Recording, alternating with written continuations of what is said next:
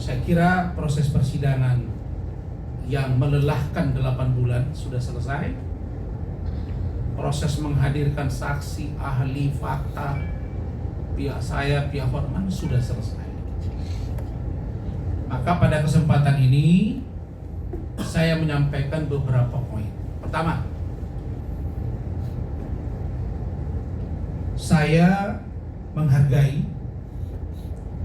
putusan Majelis Hakim Pengadilan Negeri Jakarta Utara yang memutus 1 tahun 6 bulan penjara dengan denda 200 juta rupiah, subsidiar 4 bulan. Tetapi putusan tersebut menurut saya sangat tidak relevan dengan perbuatan saya. Kenapa saya katakan tidak relevan? Karena disebut di situ saya bersama-sama dengan terdakwa Iklim Hakim. Dan Iklim Hakim dihukum 6 bulan penjara dengan masa percobaan 12 bulan. Denda 100 juta. Bagaimana ceritanya seorang pengacara yang menerima kuasa dan sudah diakui dia sebagai klien saya di persidangan itu, diakui juga ada perbuatan pelecehan itu, dia lebih ringan dari saya.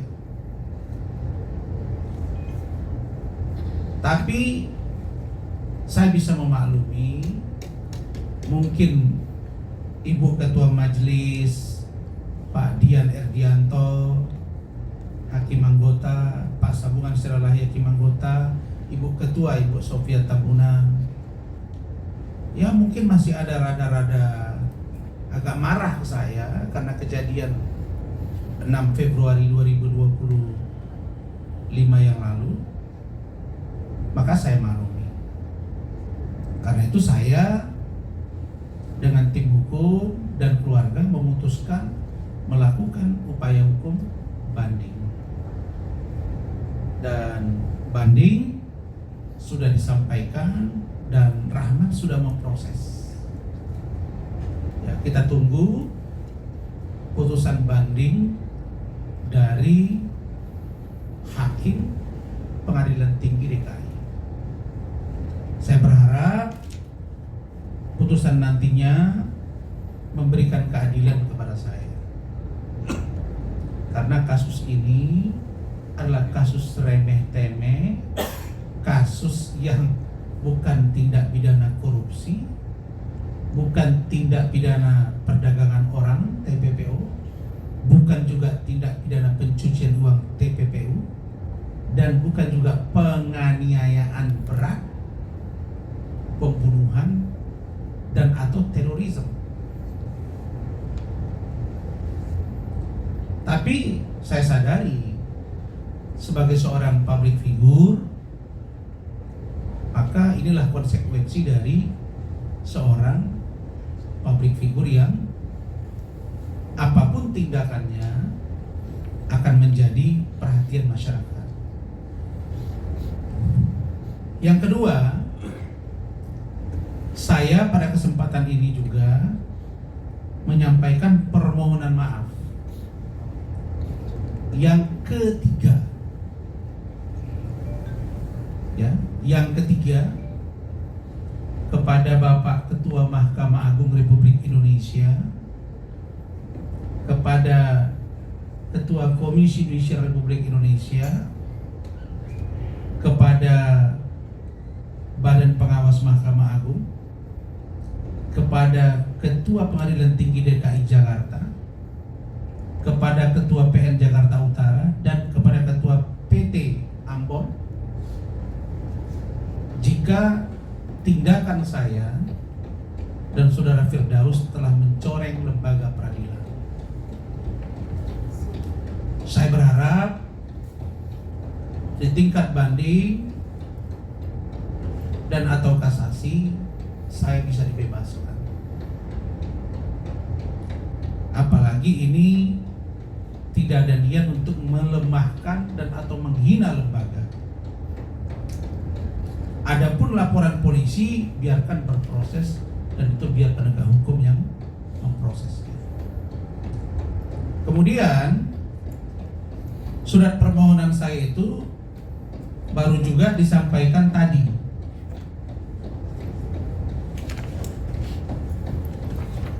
Di suratnya tadi, ini yang ketiga kali surat permohonan maaf dan minta pembekuan BAS dicabut untuk diaktifkan kembali berita acara sumpah saya. Jadi 3 kali ini saya berharap mari kita saling mendengar, saling memaafkan, karena masih banyak urusan penegak hukum dan negara ini yang lebih berat daripada persoalan saya. Yang ketiga, saya juga menyampaikan permohonan maaf kepada Bapak Jaksa Agung Republik Indonesia, Bapak Jaksa Agung Muda Pengawasan, Bapak Jaksa Agung Muda Tindak Pidana Umum, Bapak Jaksa Agung Muda Intelijen Pak Reza Mantovani, Bapak Ketua Ketua atau Kepala Kejaksaan Tinggi DKI Jakarta dan Kepala Kejaksaan Negeri Jakarta Utara. Jika sikap saya tersebut dianggap sebagai sebuah pembangkangan, saya berharap pada kesempatan ini saya bisa dimaafkan, karena keberangkatan saya semata-mata untuk berobat. Setelah dari Jakarta ke Pineng, saya harus terbang ke Medan, karena memang yang menangani saya dokter kemarin di Medan, di Metamedika, dan Bapak Profesor Dr. Terawan Agus Putranto, mantan Menteri Kesehatan Republik Indonesia, sedang menangani pasien di Medan. Jadi ada 2 kepentingan saya di Medan. Pertama, untuk koordinasi dan konsultasi kepada dokter yang menangani saya di Medan, yang selama saya vertigo kena beberapa kali. Yang kedua, saya bertemu dengan Dr. Terawan, dan alhamdulillah beliau sudah tangani dan mulai membaik. Atas tindakan dimaksud, saya menyampaikan permohonan maaf, sehingga saya berharap ke depan semuanya akan baik-baik saja. Saya percaya lembaga kejaksaan dari atas sampai ke bawah pasti paham bahwa kasus saya dengan Hotman ini adalah kasus yang sebenarnya tidak ada apa-apanya. Hanya saja barangkali karena viral menjadi atensi publik. Dan saya percaya Kejaksaan Agung Republik Indonesia pasti akan sangat profesional. Berikutnya, ini saya sampaikan supaya teman-teman semua paham maksud dan tujuan saya. Baru berikutnya, setelah saya mendapat masukan dari saudara kandung saya di kampung di Sumatera Utara, dari istri saya, dari anak-anak saya, maka saya pada kesempatan ini mohon maaf kepada kalian semua yang telah menyampaikan rasa kesalnya. Kenapa kesal? Karena sebenarnya saya sudah diingatkan dulu untuk tidak menangani kasus Iklim Hakim ini. Termasuk abang saya di kampung, Pak Haji Wirdansa, itu sudah ingatkan saya, jangan kau pegang itu. Saya tidak yakin dengan perempuan itu. Bu Ade apalagi, anak saya. Saya dengan ini memohon maaf kepada keluarga saya atas, ya saya ternyata salah dalam memilih klien. Dan Di persidangan itu diakui bahwa saya adalah kuasa hukum Iklim Hakim.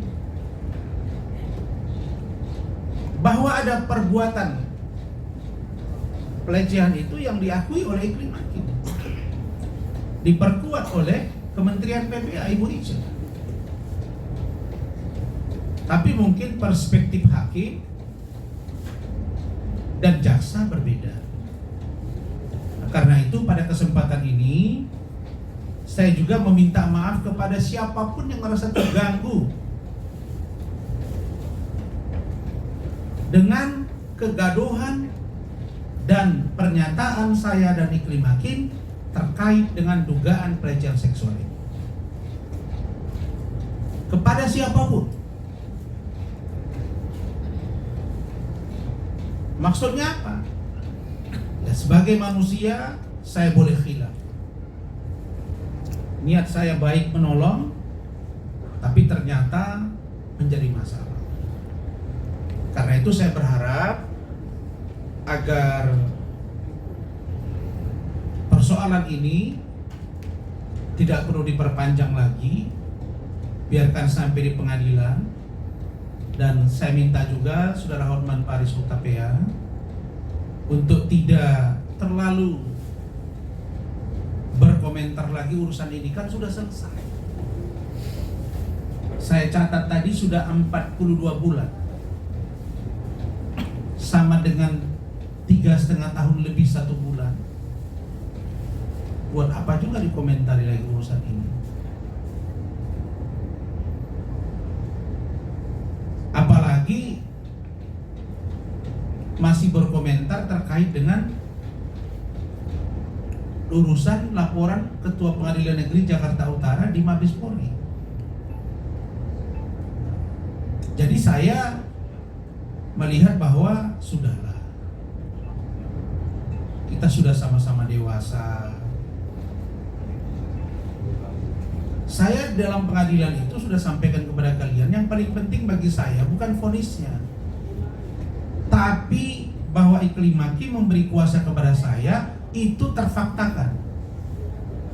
Itu saja. Karena di Mabes Polri, ketika mediasi, ketika konfrontir, ketika gelar perkara, Iklim Hakimnya tidak mengakui ada tanda tangan kuasa kepada saya. Tapi di persidangan dia mengakui. Jadi kalau Hotman dan saya masih berseteru urusan ini sama dengan buang waktu. Dan kita dianggap orang bodoh. Ini kasus kok tidak ada endingnya gitu. Mau dendam Krasman, mau dendam pakai pipa. Saya yang penting sudah saya faktakan. Dan kalau ini misalnya dihukum dengan ini, itu sebuah konsekuensi. Di penjara juga nggak mati, kalau nggak mati kata Allah. Dan itu biasa dalam sebuah perjuangan. Tapi biar rakyat yang menilai, biar hakim yang menilai, biar Mahkamah Agung yang menilai. Jadi nggak guna juga gitu. Dan mari kita minta agar Hotman, sudahlah, kan kau fokus aja ke kasus yang kau tangani. Kan katanya pengacara ngetop, kasus gede-gede, ya. Saya ini apalah? Saya kan pengacara junior, dibanding sama cincinnya sekian puluh miliar, ya kalah lah cincin saya. Dan saya perlu memberitahu bahwa Iklim Hakim itu bukan saya bujuk-bujuk. Saya yang berseteru saja dengan Uya-Kuya udah clear. Yang berseteru saja dengan Richard Lee sudah clear. Masa dengan Hotman nggak clear-clear? Dan ini adalah sikap di mana Iklim Hakim pun dinyatakan bersalah. Artinya perbuatan Iklim Hakim itu ada. Kenapa? Kok ke saya dendamnya nggak habis-habis? Udahlah, dendam itu bahagian dari penyakit hati. Mari kita doakan agar kasus impor gula yang dipegang Hotman bisa menang. Mari kita doakan Nadiem Makarim yang dia lagi pra-peradilan bisa menang. Nah urusan Lukas, urusan ini saya nggak ikut-ikut. Nah, mulai hari ini teman-teman tolong jangan ditanyai saya urusan hormat. Saya fokus ke kesehatan saya dan fokus dengan kerjaan saya yang lain. Itu ya. Apakah Rasman sekarang nggak berani lawan Hotman? Nggak begitu. Saya pikir ini sudah enough. Selesai.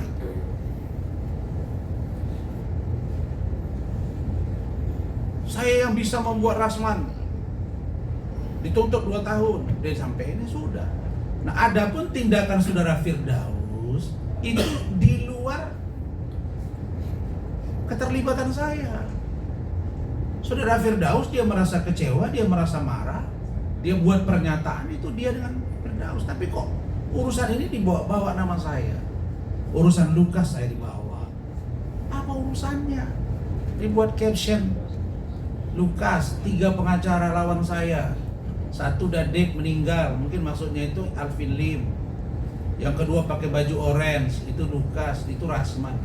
Itu membuktikan bahwa baju orange tidak mengakhiri karir seseorang. Kan begitu. Buktinya Pak Profesor Doktor yang menjadi kuasa hukum dari Pak Prabowo Gibran, iya kan? Pak Oce Kaligis, nggak ada masalah. Frederick Yunadi, nggak ada masalah. Apalagi saya urusan ini. Tapi buat apa kita membahas ini kalau untuk menghabiskan waktu? Jadi saya kira itu penerimaan banding. Saya tunjukin ya.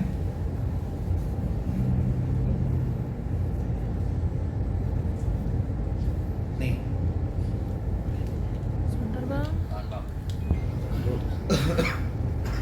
Jadi Rahmat baru kirim ke saya.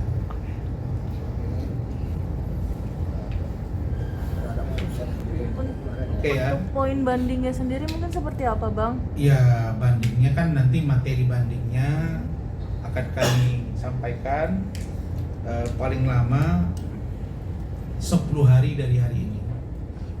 Itu akan kita sampaikan dan ya melibatkan banyak orang. Saya terima kasih ada yang membantu mantan hakim, mantan jaksa, mantan polisi, mantan jenderal, pengacara-pengacara senior. Ya, mudah-mudahan nanti akan lebih terang pembelaan materi gugatan saya materi banding saya untuk nanti bisa mudah-mudahan dibebaskan di pengadilan. Bang, kalau bicara banding kan pasti ada Pakai mic biar kuat.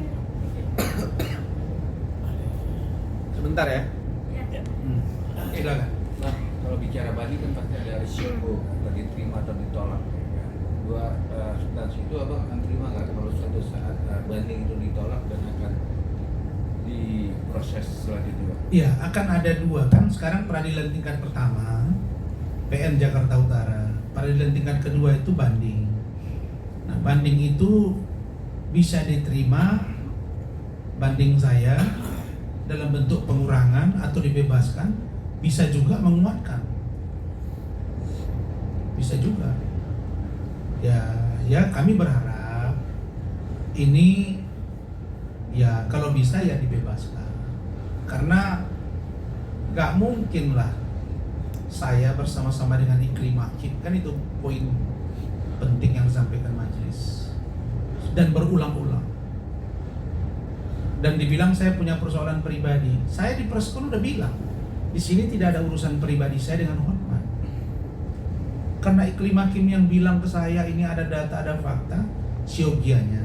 Tapi karena kami sudah berseteru di pengadilan itu sehingga gaduh gitu ya, kita yakin Bu Sofia sudah memaafkan, mungkin amarahnya sudah terlepaskan. 1,5 tahun, dan ini kan kasus yang bukan besar, tapi kalau ada pemerasan, pengancaman kayak Nikita Mirzani 11 tahun baru agak ngeri-ngeri sedapnya ya, betul nggak? Nah, ini kasus apa ya? Udahlah, nggak usah kita bahas-bahas itu lagi lah, Sabta. Yang lain lah kita bahas itu. Oke, silakan. Ini kan bisa dibilang kasus lama dengan Kak Denis. Suaranya Deketin. Resta, ini kan sudah cukup lama juga Bang. Tapi sampai saat ini kok Denis sendiri belum ditahan. Iya, Seperti baik, apa? baik. Jadi selama ini orang juga bertanya, kenapa kok ini sudah tersangka tidak disidang-sidangkan? Itu yang saya cari tahu. Ternyata ada udang di balik peyek. Ketahuan ada transfer uang 12 juta rupiah dari saudari Frida atas perintah Denis kepada penyidik, dan itu yang dibuktikan, makanya diganti penyidiknya. Dan kemarin sudah diperiksa saya lagi terakhir dan saksi saya untuk dilimpahkan ke kejaksaan. Mudah-mudahan itu akan segera disidangkan. Oke? Cukup ya? Baik. Terima kasih atas kehadiran teman-teman semua.